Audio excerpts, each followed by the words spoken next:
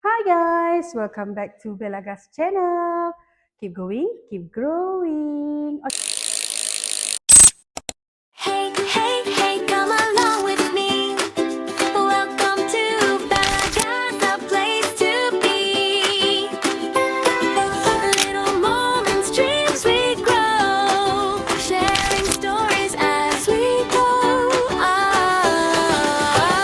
Balagas, Balagas, keep going, keep growing every day with love and smiles along the way. Creating memories, come and stay. Thank you for joining my little story. See you again on another journey. Bella guys, don't forget the way. Okay guys, so hari ni macam korang tengok, saya ada beli something tau daripada Pindodo. So saya nak melengkapkan lagi bilik kucing saya lah. So basically macam contoh, korang dah tahu saya dah ada tambah growing satu lagi kucing. So saya dah grow lah satu.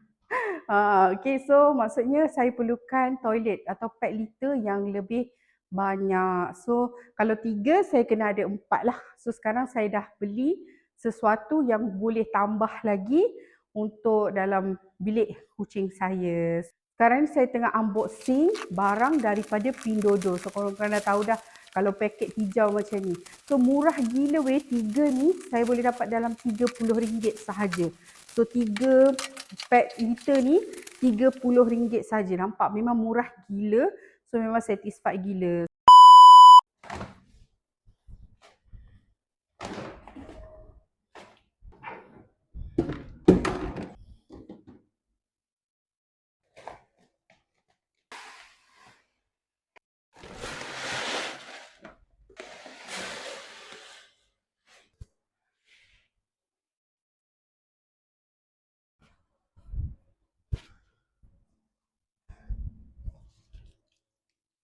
So Bella dah pun isi semua, macam korang tengok video sebelum ni, Bella dah isi dah semua pasir-pasir. So diorang boleh dah ada seorang satu.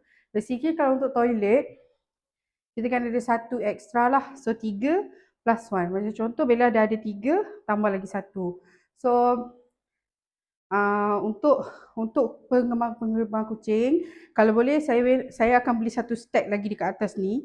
Untuk dia bila dia naik, dia turun, pasir tu dia takkan berada dekat bawah ni. So setakat itu sahaja konten saya untuk kali ni. Kalau korang suka konten-konten Bella macam berkaitan dengan kucing, cara penjagaan kucing, korang boleh terus subscribe Bella. Jangan lupa like, comment and share. Okay, bye. Keep going, keep growing.